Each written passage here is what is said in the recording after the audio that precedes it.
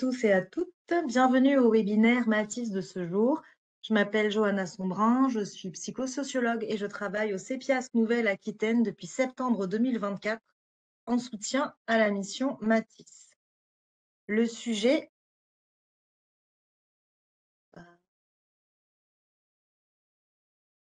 du webinaire porte sur la résistance au changement en milieu hospitalier et a pour objectif de mieux comprendre la résistance, ce que c'est et ce qu'elle implique. Également, vous proposer des moyens, astuces pour y faire face et peut-être pour vous épauler dans vos plans d'action. En premier lieu, la résistance au changement, est-ce que c'est grave? Eh bien non, la résistance au changement, c'est normal. C'est une question de survie, de contexte, de confiance. C'est une manière pour nous, pour vous, pour les autres, de se protéger. Résister au changement ne fait pas de nous des mauvaises personnes. Ça a une dimension biologique, neurologique. Résister, c'est aussi lutter pour conserver nos acquis. Ça a également une dimension sociale et ça n'est pas méprisable. En règle générale, on a toujours entendu les gens, ou nous, déclarer avoir envie de changement dans leur vie, mais on a besoin de garder le système en équilibre, de garder une stabilité.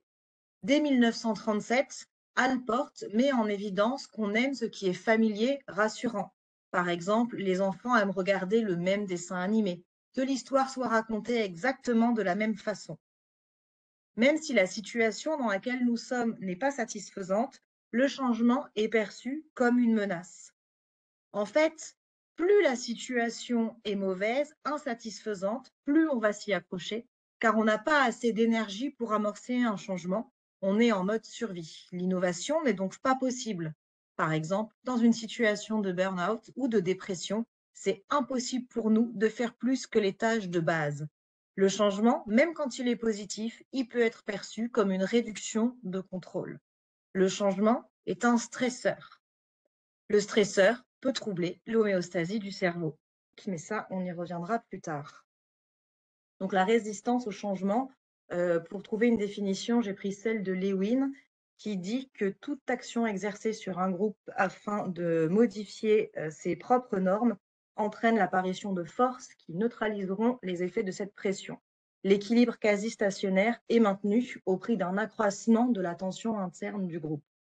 Donc, en fait, il est très fréquent qu'un changement entraîne des manifestations d'opposition. Pour aller un peu plus loin, je vais vous présenter maintenant deux approches complémentaires pour comprendre la résistance au changement. D'abord, l'approche psychosociale et ensuite l'approche neurocognitive. Donc, sur l'approche psychosociale, je vais vous la présenter avec trois notions de psychologie qui sont interdépendantes les unes des autres, à savoir la personnalité, les prédispositions individuelles, la perception de justice ou d'injustice et les attitudes de résistance. En ce qui concerne la personnalité résistante, là, ce qui va nous intéresser, c'est les travaux d'Oreg en 2003, qui a montré l'existence de personnalités plus ou moins prêtes à résister en situation de changement.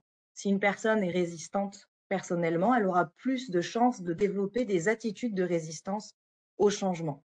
Donc, ça peut être important de prendre en compte les différences interindividuelles dans l'appréhension du changement.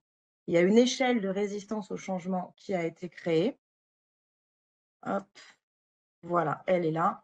Donc ça, c'est un questionnaire que certains et certaines d'entre vous ont pu passer en ligne, auquel vous aurez accès encore si vous le souhaitez sans problème. Donc c'est une échelle de personnalité qu'on a traduite en français au CEPIAS Nouvelle-Aquitaine et qui est un outil destiné à avoir une idée générale des dispositions de la personne par rapport au changement. Il n'y a pas de jugement de valeur, il n'y a pas de bonne ou de mauvaise réponse. C'est juste peut-être de se dire, OK, si quelqu'un a un score de résistance élevé, peut-être qu'il aura des attitudes de résistance plus fortes. Alors ensuite, la perception, le sentiment d'injustice. Quand je suis face à un changement, ou quand je mets des gens face à un changement, je vais me poser la question, est-ce que ces personnes ont un sentiment d'injustice élevé? Et ma réaction face à un changement va impliquer comment je vais évaluer les responsables du changement et ce à quoi je les identifie. Est-ce que c'est le gouvernement? Est-ce que c'est le directeur? Est-ce que je trouve que la situation actuelle avant le changement est déjà juste. Et si le changement amène une incertitude, ça va induire l'augmentation du besoin de justice. Et évidemment, si mon sentiment d'injustice est très fort, je vais avoir une attitude de résistance supérieure face à ce changement-là. Ça peut être intéressant quand on est dans une démarche de changement et qu'on a l'impression que l'équipe ou la personne qu'on a en face de nous a un sentiment d'injustice très fort, de savoir quelle est l'origine de ce sentiment d'injustice. Est-ce que c'est blessant? Est-ce que la personne se sent désavantagée? Est-ce qu'elle identifie un responsable? En fait, qu'est-ce qui va causer le sentiment d'injustice? Quand un sentiment d'injustice est vraiment présent, ça va augmenter les comportements contre-productifs et de résistance. Et ça va augmenter aussi les jugements négatifs des résultats supposés. Ça veut dire que, par exemple, vous allez présenter un plan pour amener un changement dans une équipe. S'il y a un sentiment d'injustice qui est fort au niveau de l'équipe, ils vont imaginer, en fait, que le changement ou la décision qui a été prise, elle est nécessairement négative et que vous auriez pu faire mieux si vous aviez voulu. Et une augmentation d'injustice, qu'elle soit ressentie ou réelle, ça augmente les chances de résister. L'attitude de résistance maintenant, alors ça, c'est une construction qui va se baser sur les comportements, les savoirs, les connaissances et les émotions. Donc, c'est une approche constructiviste. Ça veut dire que l'attitude de résistance au changement qu'on va développer, elle est construite en fonction des expériences passées de l'individu. Pour Michel Crozier, l'attitude de résistance au changement, c'est l'expression raisonnable et légitime des risques que comporte le changement pour les acteurs. Et l'attitude de résistance, c'est un phénomène qui est lié à plusieurs facteurs qui sont mêlés entre eux, des facteurs individuels, des facteurs collectifs, tout ce qui va concerner l'agent du changement. Donc, qui est l'agent du changement? Qui l'amène? Est-ce qu'il y a des querelles de pouvoir? Est-ce que l'agent du changement, il est considéré comme légitime au niveau de l'équipe ou pas? Et ensuite, il va y avoir une posture liée au changement. Est-ce que le changement qui est amené, il est coûteux? Est-ce qu'il est incompris? Tout ça, en fait, est imbriqué et va faire naître l'attitude ou pas de résistance au changement. L'attitude de résistance au changement, elle n'est pas liée à ce qui est proposé. C'est-à-dire que vous pouvez proposer quelque chose de vraiment très bon, vous pouvez avoir des attitudes de changement. C'est lié ni à vous, ni à la proposition que vous faites, parce que c'est difficile pour les gens d'abandonner leur zone de confort et les routines qui sécurisent. Pour Gérard Dominique Carton, dans L'éloge du changement, il met en avant 4 attitudes principales de résistance au changement, à savoir l'inertie, donc on ne fait rien, l'argumentation, on va tout remettre en question tout le temps, la révolte, donc là vous avez des gens qui vous expliquent très clairement qu'ils ne vont pas changer et que c'est hors de question, et il y a le sabotage. Le sabotage, c'est une attitude qui va être de dire oui, par exemple, on va faire les choses et par derrière de mettre tout en œuvre pour que ça n'ait surtout pas lieu. Ensuite, il y a les étapes de la résistance au changement. Donc ça a été fait par Kubler-Ross et c'est une courbe, quand vous regardez bien, qui va ressembler au processus de rupture ou de choc. En fait, on voit une courbe, quand vous regardez sur le schéma, qui part du choc de l'annonce jusqu'à l'intégration. Et vous, en tant qu'acteur du changement, par exemple, il peut être important ou intéressant de tenir compte que quand vous initiez un plan d'action, vous n'en êtes pas du tout au même stade que les personnes à qui vous le présentez. Donc, pas au même stade que vos collaborateurs qui vont découvrir le plan auprès desquels vous intervenez. Donc, à travers ce prisme, il va falloir réussir à initier un plan d'action. Et ça, c'est sûr que ça risque de prendre du temps et il va falloir faire preuve de patience. Et c'est sûr que des fois, c'est pas évident parce qu'on est toujours un peu pressé par le temps. Les obstacles du changement, donc là, je me suis basée sur les travaux de Watson de 1971, qui sont toujours quand même d'actualité. Il y en a 4 principaux, enfin, que j'ai trouvé assez à propos. Donc, c'est la dépendance d'une organisation à l'égard d'une forme de changement extérieur ou à distance. En fait, c'est un peu, plus la décision a été prise loin de l'équipe, plus il y a des chances que ça soit un obstacle. Ensuite, est-ce que les collaborateurs se méfient des superviseurs? Est-ce qu'il y a de la jalousie? Est-ce qu'il y a un passif? Est-ce qu'il y a une légitimité? Ça, c'est des choses sur lesquelles on peut s'interroger aussi. Ensuite, une innovation ou un changement, ça doit être simple à utiliser. Il faut que ça se fasse étape par étape. Si on a l'impression que c'est trop d'un coup, ça peut sembler insurmontable et inaccessible. Là, j'ai pris l'exemple du yoga. Vous voyez deux photos qui sont des postures de yoga. La première, c'est relativement facile. On peut réussir à faire en sorte qu'à peu près tout le monde y arrive. La deuxième, beaucoup moins. Et quand on amorce un changement, c'est un peu la même chose. Il faut y aller tout doucement. Sinon, ça peut bloquer les gens. Et le dernier obstacle que j'ai souligné, c'est sur quoi est basé le changement. Si c'est basé sur des valeurs incompatibles avec l'organisation ou les valeurs de la personne, ça provoquera quelque chose, une résistance insurmontable. Alors maintenant, on va parler de l'approche neuro pour la résistance au changement. Comment dire? Quand on a une répétition, un automatisme, ça forme un sillon neuronal. Nous, on n'est pas fait pour apprécier le changement. Notre cerveau, il va toujours privilégier le mode automatique au mode adaptatif. Automatique, c'est une autoroute. Le cerveau, il adore ce qu'il connaît. Adaptatif, c'est analytique, c'est du raisonnement, c'est un nouvel apprentissage. Une forme de déséquilibre. On va sortir de la zone de confort. Automatique, c'est peu coûteux et adaptatif, c'est coûteux. C'est comme quand vous apprenez à conduire. Les premiers temps, c'est très compliqué et puis au bout d'un moment, on s'y fait, on réfléchit un petit peu moins. Un changement, c'est très coûteux pour le cerveau parce que ça demande deux opérations distinctes, déconsolider l'habitude et reconstruire une nouvelle connexion. Le changement, il fait appel à la neuroplasticité. C'est la capacité à créer de nouveaux circuits tout au long de notre vie. Donc, c'est nécessaire en fait d'essayer de garder son cerveau agile. Ensuite, au point de vue de l'approche neuro, il y a le rôle clé des circuits de la menace et de la récompense. Naturellement, face à un changement, c'est le circuit de la menace qui s'active en priorité parce que c'est une question de survie. Donc, il faut donc réussir à inhiber le circuit de la peur-menace pour se projeter dans le circuit de la récompense, le circuit hédoniste. Pour minimiser la menace, en fait, il faut maximiser la récompense. Pour amorcer un changement, il faut donc aller à l'inverse de notre prédisposition naturelle. Parce qu'un changement, c'est un stresseur. Et un stresseur, ça provoque une résistance par la sécrétion de cortisol. C'est donc une activation du système de menace. C'est une question de survie pour les animaux et nous sommes des animaux. Parce qu'un changement dans l'environnement, ça peut signifier un danger, une odeur qui est différente, un fort bruit. Et le danger, eh ben, c'est un stress. Il y a deux expériences qui ont été menées dans les années 70 que je vais vous présenter brièvement.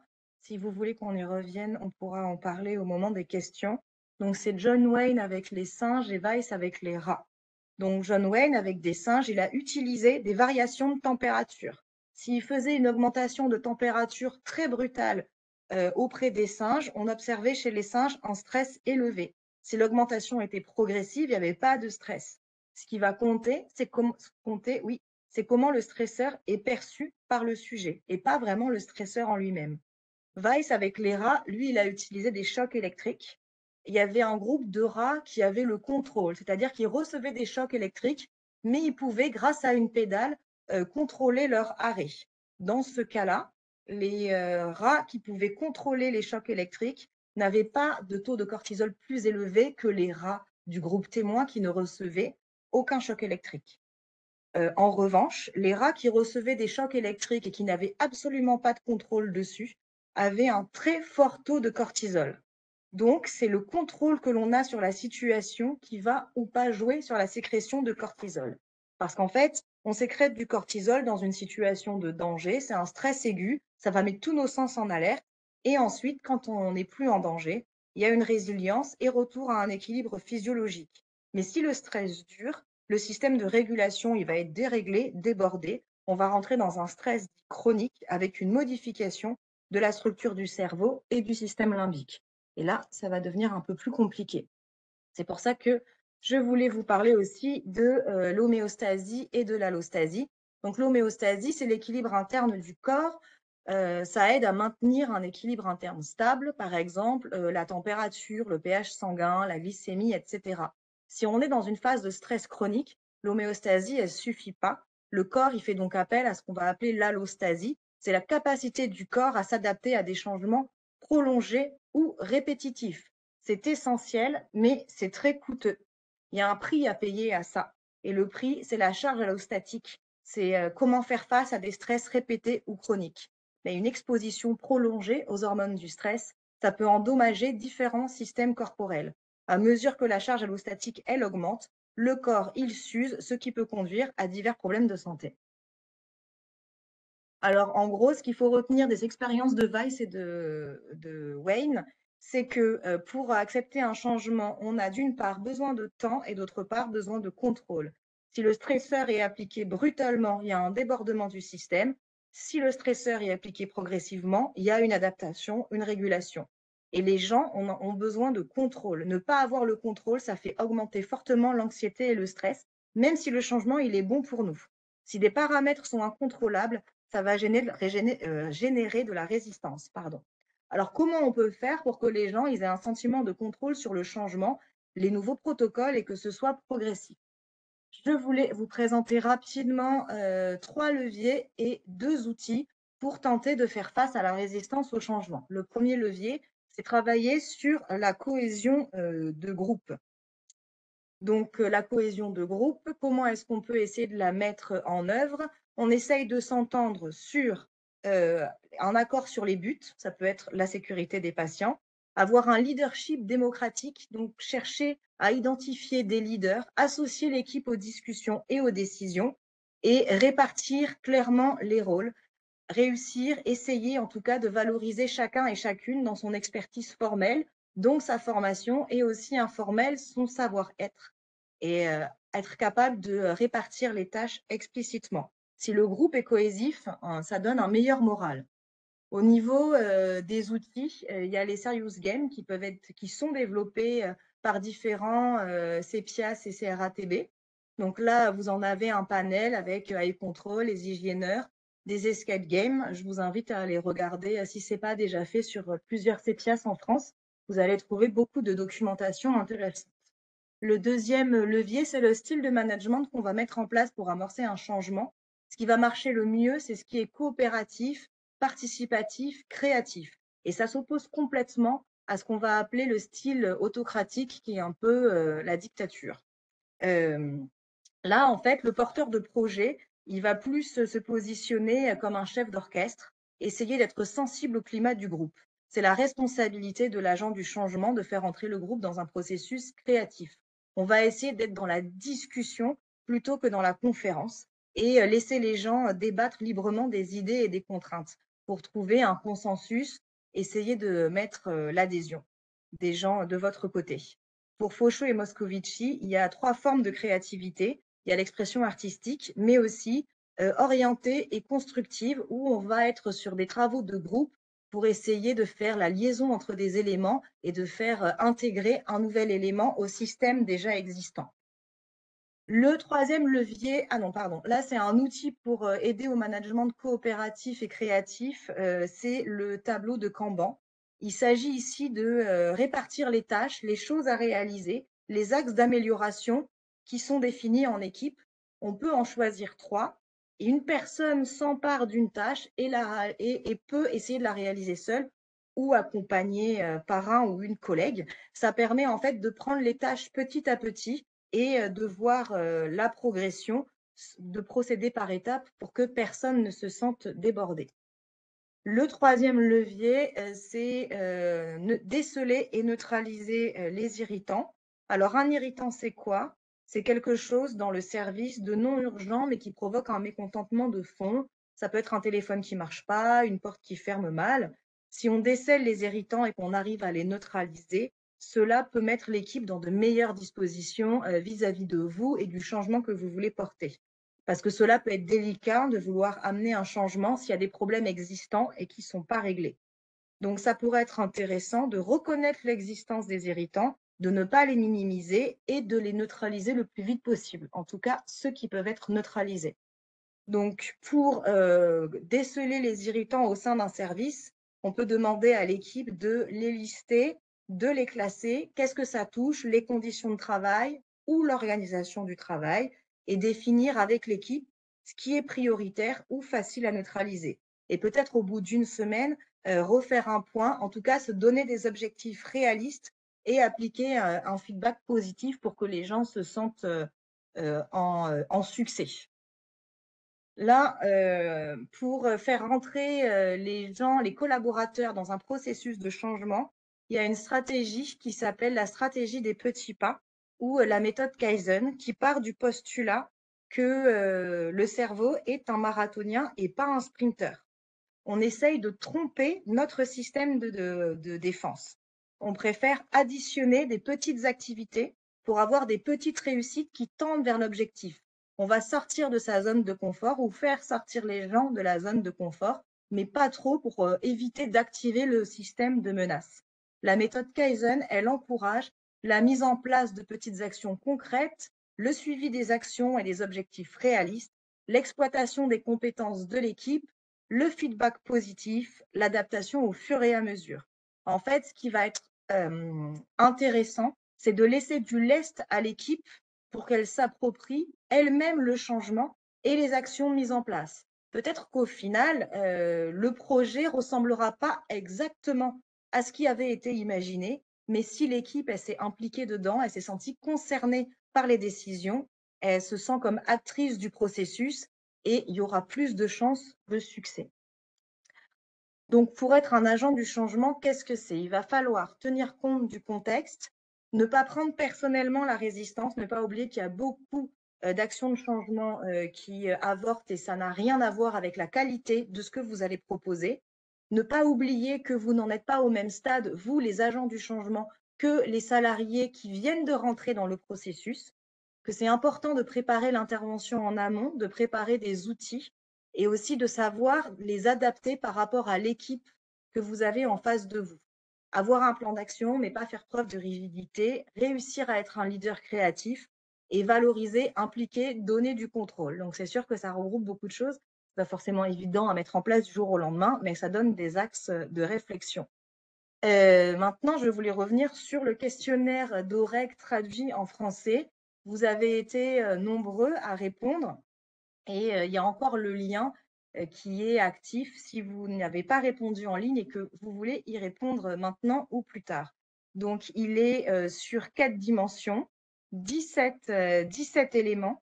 Au niveau des 4 dimensions, on a la recherche de routine qui va calculer la dimension comportementale, la propension à adopter des routines, la réaction émotionnelle au changement, le niveau de malaise qu'on va ressentir face à un changement, la focalisation à court terme, c'est-à-dire la distraction par les inconvénients à court terme liés au changement, et la rigidité cognitive, la fréquence et facilité avec lesquelles les gens changent d'avis.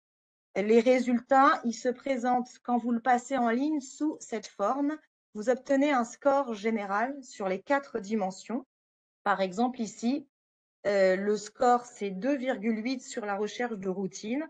Donc, la répondante, accessoirement, c'est mes résultats, n'est pas en recherche de nouveautés en permanence, mais peut accepter dans la mesure du raisonnable que son emploi du temps soit modifié. Si on avait des gens qui étaient très proches de 1, qui est le score minimal que vous voyez à l'extrémité à gauche, là, on pourrait avoir, par exemple, des amateurs de sensations très fortes ou des acteurs ou des gens qui changent très souvent de travail ou d'activité professionnelle. Et pour les personnes qui pourraient être très proches du 6, donc du score maximal, on est sur un archétype, par exemple, de personnages fictifs comme Monk ou Sheldon, pour caricaturer, pour ceux qui connaissent, où ce sont des personnes avec des routines et des habitudes très, très ancrées. Donc ce questionnaire, il a été mis en ligne en décembre 2024. On a eu 233 répondants. J'ai analysé lundi, donc entre décembre et lundi, 233 répondants. Et on a 18 régions qui sont représentées. 51,5% des répondants sont des IDE. 60,1% c'est des équipes opérationnelles. Et on a 53,6% des répondants qui ont plus de 20 ans d'ancienneté. Là, je vous montre les scores généraux selon 4 facteurs, selon les 4 facteurs, les 4 dimensions. Ça suit une distribution gaussienne, ce qui est assez logique. La plupart des répondants se situent donc dans la moyenne. La courbe gaussienne, c'est quand ça fait comme ça, là, comme quand il y a le serpent qui mange l'éléphant dans le Petit Prince. Alors, Par exemple, là, sur le score de routine, on voit que la distribution est gaussienne. Il y a beaucoup de gens qui sont dans la moyenne au niveau des scores qui se situent entre 2,18 et 2,7. Donc là, au niveau de la routine, on est typiquement tout le monde est à peu près se situe dans un mouchoir de poche. Au niveau des résultats plus spécifiques, j'ai fait des croisements sur l'ancienneté et la priorité à court terme des répondants. Donc là, on voit que les répondants qui ont plus de 20 ans d'ancienneté, les plus nombreux du panel, il y en a 45%, qui ont plus de 2,7 de moyenne quand vous regardez le tableau. Ça veut dire qu'il y a 75% d'entre eux qui sont en dessous de 2,7. Et la moyenne sur ce questionnaire, comme ça va de 1 à 6, c'est 3. Donc ça veut dire qu'il y a beaucoup en fait de répondants, la majorité, qui sont assez à l'aise avec le fait de gérer le stress à court terme. Ça peut s'expliquer par le fait que la plupart des répondants arrivent à garder en tête une vision à long terme, malgré les ajustements parfois difficiles à court terme nécessaires au changement. Ensuite, pour l'ancienneté et la rigidité cognitive, là, on voit que l'ensemble des répondants est vraiment dans la moyenne, et quelle que soit l'ancienneté. Donc là, quand on est dans la moyenne sur la rigidité cognitive, ça veut dire que on demande à voir, on n'est pas réfractaire, mais on a besoin d'être convaincu.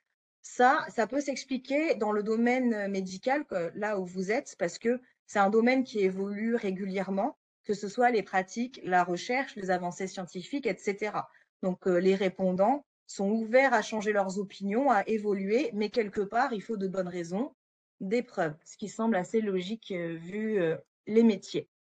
Pour finir, quand on croise les lieux d'exercice et la moyenne de réaction émotionnelle, là, on est sur des scores élevés, en fait, parce qu'il y a, il y a quand même beaucoup de gens qui se situent au-delà de 3,6 et les scores moyens sont hauts. Il y a 70% des gens au-dessus de 3. Et si on regarde les équipes mobiles et opérationnelles, beaucoup sont au-dessus de 3,6. Donc, il y a peu de résilience. C'est difficile de faire face et de mettre en place à des stratégies de coping. Il y a une aversion pour de la perte de contrôle, mais ça, on l'a vu, c'est assez normal. Et les équipes sur le terrain sont peut-être confrontées à des situations très délicates régulièrement depuis des années, et peut-être que ça génère beaucoup de stress de manière répétée. Peut-être qu'il y a beaucoup de personnes qui ont une forme de charge allostatique et à long terme, ça peut être néfaste. Ça peut être difficile d'y voir clair quand on est dans des conditions pareilles, surtout si on vit de manière répétée des situations de stress, ben, le système de menace va s'activer plus vite. Donc, ça peut expliquer pourquoi il y a des scores aussi élevés de la part de la plupart des répondants sur les réactions émotionnelles. Donc, ce questionnaire, c'est un outil. Chaque situation est unique, chaque personne est unique. C'est un outil qui est là pour s'interroger sur sa propre résistance au changement, et les résultats, ça va dépendre de vos expériences passées, mais aussi de la situation et du contexte. Peut-être que si vous le passez dans un contexte personnel, ça n'aura pas les mêmes effets que si vous le passez dans un contexte professionnel. On a le droit d'être stressé face à des changements récurrents, parfois incompris. C'est un questionnaire où il n'y a pas de bonne ou de mauvaise réponse. On a le droit d'avoir tendance à résister. Ce qui est intéressant, c'est que ça peut servir de base pour une réflexion, qu'elle soit personnelle ou si vous en parlez avec une ou un collègue. Ça peut aussi peut-être vous permettre de déceler les points clés pour vous. Qu'est-ce qui fait que vous avez tendance à résister? Quels sont les points sensibles? Et, et dans votre équipe ou avec vos collègues, si vous avez envie d'en parler avec eux, est-ce qu'il y a des différences en fait? Est-ce que vous avez un collègue qui résiste de manière différente à vous et pourquoi?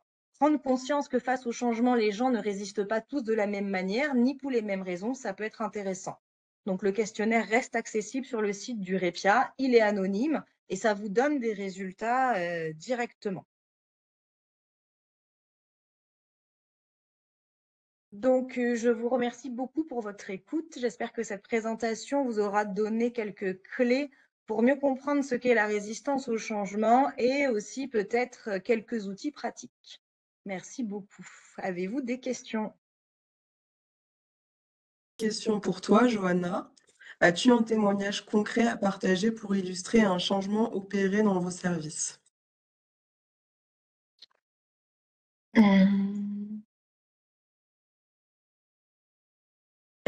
Merci pour cette question. Alors j'ai pas, vraiment, de témoignage concret.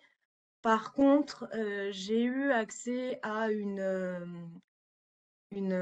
intervention qui a été faite au CHU de Poitiers sur, les irritants, justement, et qui avait eu, des très, très bons effets et si je sais pas si comment dire? Je sais pas si cette présentation est disponible ou accessible, mais je peux poser la question parce que c'est vraiment un travail de fond qui a été fait au CHU de Poitiers, vraiment sur le levier irritant et ça avait eu, des effets hyper positifs, sur le service en question.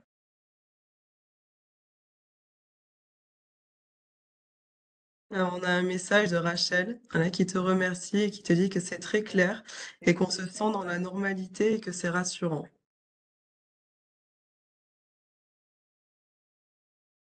Oui, alors je pense que c'est, hyper important de comprendre que, résister au changement, que ce soit vous ou les autres, c'est quelque chose de naturel et c'est surtout pas un défaut, en fait. Et il y a des gens plus ou moins résistants et c'est pas grave. Et des fois, c'est très rassurant d'avoir des gens en face de soi qui, heu, qui résistent au changement. Des fois, c'est très rassurant d'avoir des gens qui ont un peu de rigidité quand on est un peu perdu. C'est un peu rassurant quand vous savez pas trop quoi faire, que votre chef de service, par exemple, ou, votre frère, votre sœur, ils sont un peu rigides. Des fois, c'est les personnes qu'on appelle quand ça va pas trop parce que, on a besoin d'être rassuré. Donc, non, c'est tout le monde qui est comme ça et c'est pas grave. Alors, on a une autre question, c'est quelle application pourrait-il y avoir au regard des nouvelles précautions complémentaires respiratoires?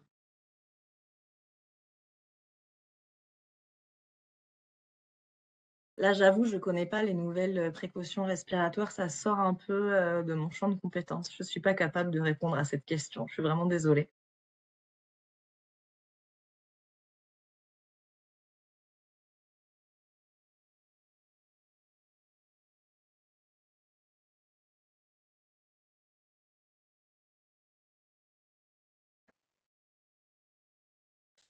Mais après, il y a toujours les techniques, la technique d'y aller doucement, de prendre les choses pas à pas. En fait, le squelette, des outils qui sont donnés, ils sont applicables à peu près à toutes les situations. Mais après, c'est vrai que c'est vous sur le terrain qui êtes le plus en mesure, d'adapter ces outils et de vous en servir pour, offrir, la meilleure réponse ou, l'intervention, la plus efficace possible. Après, on va avoir, selon les différents profils de résistance des membres d'une équipe, y a-t-il des méthodes différentes à mettre en place pour faire avancer les projets?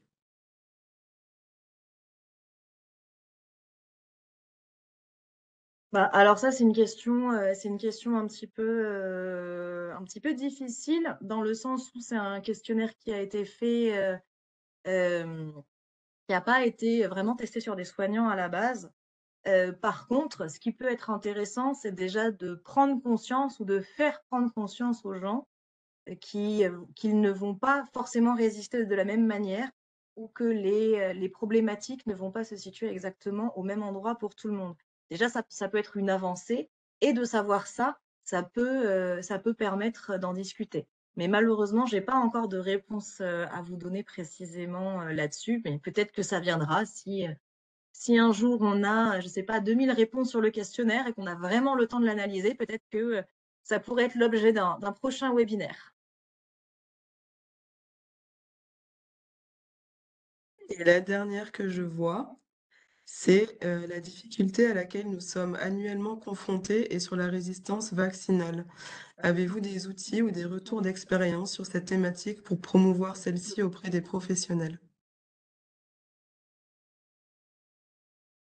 Alors la résistance, vaccinale, c'est, hyper compliqué parce que, ça Enfin, ça touche, en fait, ça part de très haut. Et en plus, j'ai l'impression depuis le Covid, peut-être que vous pouvez me reprendre si je me trompe, c'est encore pire.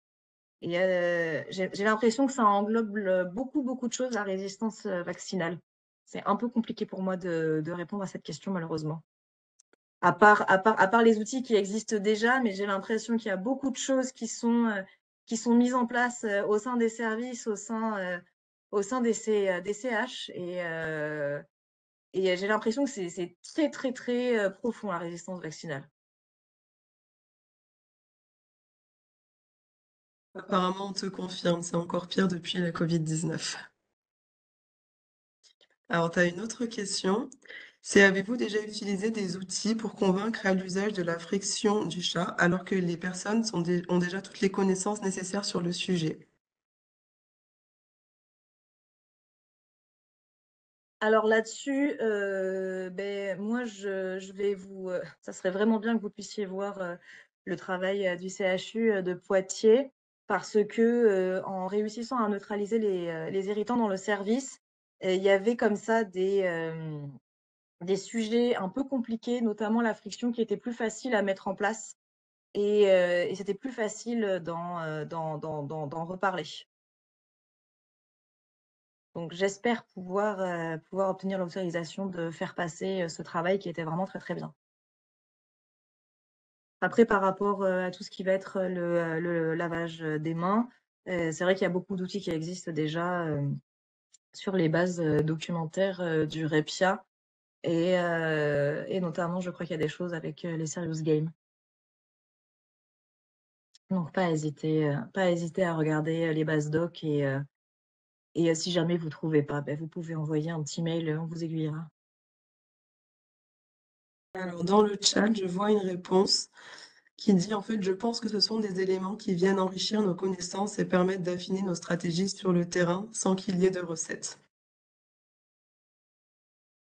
Et oui, c'est exactement ça. S'il y avait une recette magique pour provoquer des changements définitifs chez les gens, ça serait bien pratique. Mais malheureusement, à l'heure actuelle, on les a pas, mais on les cherche, c'est promis.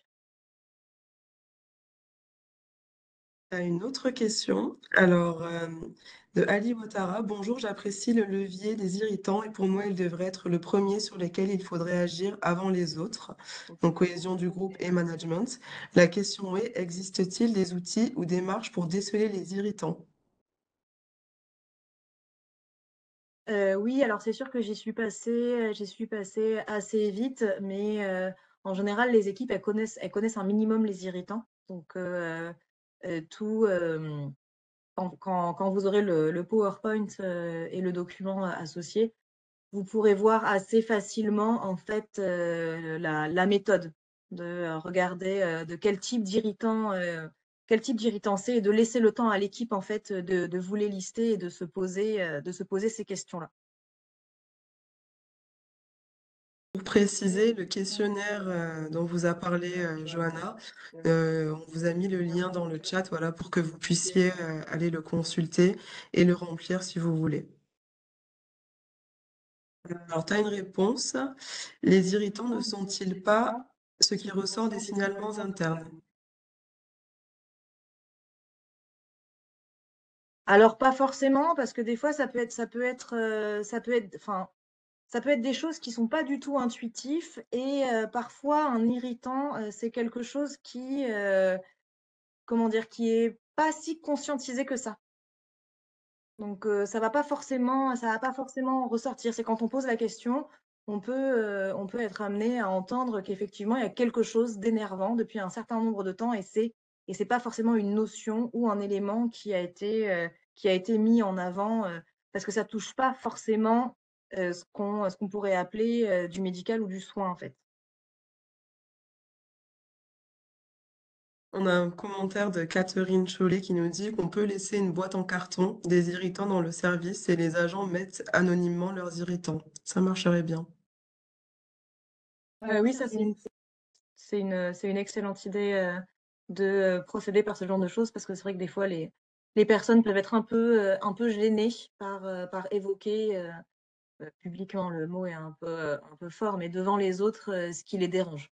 Donc c'est une très bonne idée Et c'est ça aussi qui est intéressant, en fait, c'est que et je pense qu'individuellement, vous êtes très nombreux et nombreuses à avoir des idées au sein de votre équipe. Et c'est en essayant d'utiliser les outils à votre sauce que ça va être le plus efficace. Est-ce que vous avez d'autres questions? Voilà, il demande, comme une boîte à idées, toujours pour, la boîte en carton des irritants. Oui, j'imagine que le principe est le même que la boîte à idées, oui. Il y a une autre question, ne serait-ce pas plutôt le rôle du cadre de service, d'où également les difficultés rencontrées par les équipes d'hygiène?